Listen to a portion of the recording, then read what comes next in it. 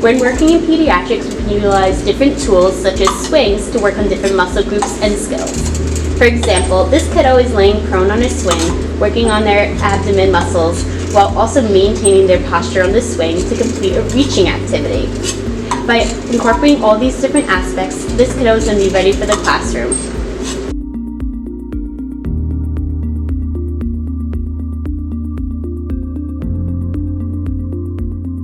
Occupational therapists help patients stay independent in all aspects of living. Here we see a patient utilizing tools from a hip kit, such as a reacher, a sock aid, and a shoehorn, to get dressed and start their day.